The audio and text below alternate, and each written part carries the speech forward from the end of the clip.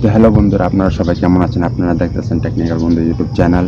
আমার নাম দিন ইসলাম। আজকে আমি কথা বলবো নিকোলা টেসলা সম্পর্কে। নিকোলা টেসলা সম্পর্কে আপনারা কি জানেন? তার জীবনে অনেক আবিষ্কার করেছে এবং কি আপনি যে বাসায় কারেন্ট ব্যবহার করেন তার আবিষ্কারও নিকোলা টেসলা, এবং কি তার নামে অনেক প্যাটেন্ট রেজিস্টারও আছে।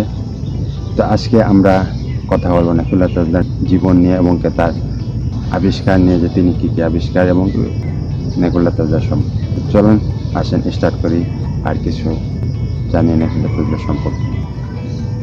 টেকনোলজি এখন আমরা যা দেখি, মোবাইল কোন, ল্যাপটপ কোন, কম্পিউটার কোন, এরোপ্লেন কোন, এই সমস্ত জিনিস দেখে বা এটির মধ্যে একটা জিনিস কমন, সেটা কি?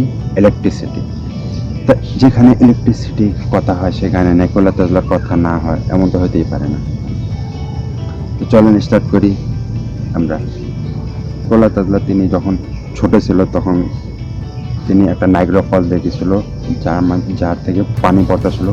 সেটা দেখে তিনি ভাবলো যে এটা থেকে এমন একটা এনার্জি কনভার্ট করবো যেটাকে ইলেকট্রিসিটিতে পরিবর্তন করা যায় এবং কি সেটাকে আমরা ইউজ করতে পারবো। এবং কি ছোটকালে বা পরবর্তীতে তিনি ভেবেছিল যে একটা যে ডেপথ রেজ বানাবে, যেটা থেকে সারফেস থেকে 250 কিলোমিটার যে কোনো জিনিস বা এরোপ্লেন থাকে সেটাকে শেষ করে দেওয়া যায়। আপনি কি ওয়ার অফ কারেন্টের সম্পর্কে জানেন? জানেন না মনে। War of current, Westinghouse, Thomas Alva Edison আর নিকোলা টেসলা, তাদের মধ্যে ওয়ার অফ কারেন্ট হয়েছিল। তা আপনারা বলবেন যে ওয়ার অফ কারেন্ট কি কারেন্ট থেকে ওয়ার হয়েছিল না বিজলির থেকে ওয়ার হয়েছিল? না, সেটা না। তখন ডিসি ওয়াল্ট ছিল এবং ডিসি কারেন্ট ছিল আর এসি কারেন্ট ছিল। তো তাদের মধ্যে এই কথা নিয়ে তর্কতর্কি হয়েছিল যে বাসায় কোন কারেন্ট ব্যবহার করবো, এসি কারেন্ট না ডিসি কারেন্ট। তো এটি নিয়ে অনেক কথাবার্তা হয়েছিল, অনেক তর্কতর্কি হয়েছিল। তবে আপনাকে আমি একটা কথা বলে দিই যে আপনাদের বাসায় এসি কারেন্ট ব্যবহার হয়। আপনি জানেন যে অতি ফার্স্ট প্রথম যে মোবাইল ফোন বা ওয়্যারলেস বা পোর্টেবল ওয়্যারলেস যে কমিউনিকেশনের যে ডিভাইস ছিল সেটা 1901 সালে নিকোলা টেসলা তিনি বানিয়েছিল। তার যে বন্ধু ছিল জিপি মর্গ্যান, তাকে বলেছিল যে আমরা এমন একটা পোর্টেবল ডিভাইস বানাবো যেটা থেকে রেডিও কনসেপ্ট বা ফ্রিকোয়েন্সি রিসিভ করা যায় এবং কি রেডিও সিগন্যাল রিসিভ করবো। এটার থেকে আমরা কি করবো, আলাদা আলাদা কনসেপ্ট থেকে আলাদা আলাদা ডিভাইস সেট করে দেব। আর আমরা যে কোনো মেসেজ পাঠাবো সেটা আমরা এক স্টেশন থেকে পাঠাবো, যেটা যে ডিভাইস পোর্টেবল ডিভাইস সেটা থেকে আমরা পাঠাবো এবং কি ওই পোর্টেবল ডিভাইসের যে ফ্রিকোয়েন্সি রিসিভ হবে সেটা থেকে জেনে নিব যে মেসেজটা কি আসছে। তো আপনারা বলতে পারেন যে মোবাইলের যে কনসেপ্টটা, মোবাইলের যে ডিজাইনটা, মোবাইলের যে কনসেপ্টটা, সেটা 1901 সালে নিকোলা টেসলা তিনি প্রথমে বানিয়ে ফেলছিল। নিকোলা টেসলার নামে অনেক প্যাটেন্ট রেজিস্টারও আছে এবং কি তখন তার কাছে অনেক টাকা পয়সা ছিল এবং তার কাছে যথেষ্ট টাকা ছিল এবং কি তিনি এই জিনিসটা মানত যে টাকার মূল্য অতটা না যতটা টাকাকে দেওয়া হয় এবং কি মানুষ দেয়। মূল্য হলো ওই জিনিসটা যে আপনি জীবনে কি করেন বা আপনি কি কাজ করেন সেটা। তাহলে ইম্পর্টেন্ট ওই জিনিসের যেটা মানুষ বা আমরা যা করি এবং কি আমাদের যা প্যাশন। এবং কি নিকোলা টেসলা তার প্যাশন ছিল বা তিনি বলেছিল যে আমি মানুষের জন্য কিছু করতে পারি বা মানুষের কাজগুলো আর একটু সহজ করতে পারি।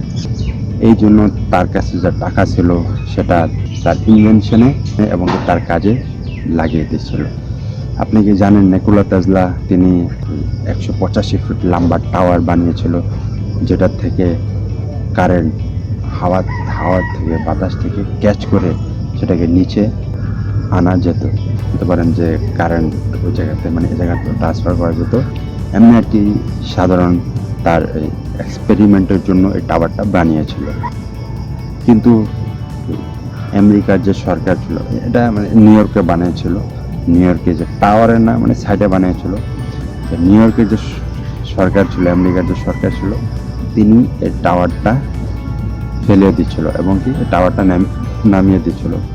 কারণ সে এই জিনিসটা জানতো না, সঠিক জানতো না যে এই টাওয়ারটা, সে এই জিনিসটা মানতো যে প্রথম যে যুদ্ধ হয়েছিল, প্রথম যে বিশ্বযুদ্ধ হয়েছিল, সেটার মধ্যে যে তার এনিমিস আছে বা তার যে শত্রু আছে, তারা হয়তো এই টাওয়ারটা বানিয়েছে তাদের উপর নজর রাখার জন্য এবং তাদের দেখার জন্য, যে তাদের ইনফরমেশন নেওয়ার জন্য, যে কারণে তিনি এই টাওয়ারটা ফেলে দিছিল, নামিয়ে দিছিল, অফ করে দিছিল। কিন্তু সে এই জিনিসটা জানতো না যে এটা নিকোলা তেসলা তার এক্সপেরিমেন্টের জন্য এটা বানিয়েছিল, আর ওই এক্সপেরিমেন্ট কোনোদিনও সাকসেসফুল হতে পারেনি, যে কারণে ওই এক্সপেরিমেন্টটা সাকসেসফুল হয় না। আর ওই সময় নিকোলা তেসলার মৃত্যু 1943-তে হয়ে গেছিল এবং তার যে জিনিসগুলো ছিল, ওইখানে যে সরকার ছিল, সরকারি লোক ছিল বা যারা যে কোনো সায়েন্টিস্টের জিনিসপত্র আটকে দিত বা রেখে দিত, যে সরকারি লোক ছিল, যে অফিসারগুলো ছিল, যে ডিপার্টমেন্ট ছিল, তারা নিকোলা তেসলার যে রিসার্চের যে এক্সপেরিমেন্টের যে জিনিসগুলো ছিল সেটি জব্দ করে নিয়েছিল, সেটি আটকে দিয়েছিল, রেখে দিয়েছিল। এবং ওই কিছু জিনিস তার যে ফ্যামিলি ছিল, তার যে বাসার যে লোক ছিল, তাদেরকে দিয়েছিল এবং কিছু জিনিস তারা রেখেছিল। কিন্তু তার যে রিসার্চের জিনিসগুলো ছিল, যে তার যে ইনভেনশনের জিনিসগুলো ছিল, সেটি এখনও ক্লাসিফাইড আছে, এখনও সেটি লুকানো আছে, সেটি পাবলিককে দেখানো হয় না এবং জানানো হয় না। তার যে অনেকগুলো যে জিনিস ছিল সেটি এখনও লুকিয়ে রাখছে সরকার, ওই দেশে যে সরকার ছিল তারা। এবং ওই সময় যে লোক ছিল তারা এটি মানতো যে এই যে রিসার্চের যে জিনিসগুলো যেটি লুকানো গেছে এবং যেটি দেখায় না ইউএসের যে সরকার, সেটির মধ্যে অনেক ভালো ভালো জিনিস ছিল এবং অনেক আরও বড় বড় রিসার্চ ছিল, ওটার মধ্যে আরও অনেক কিছু ছিল, কিন্তু সেটি দেখানো হয় না, লুকিয়ে দিয়েছে।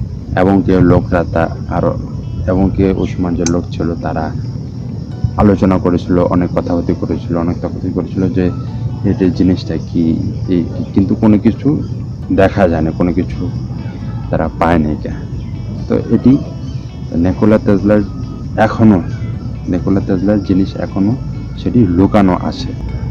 এসি, ইন্ডাকশন মোটর, ট্রান্সফর্মার, এমন অনেক প্যাটার্ন তার নিকোলা তেসলার নামে রেজিস্টার আছে।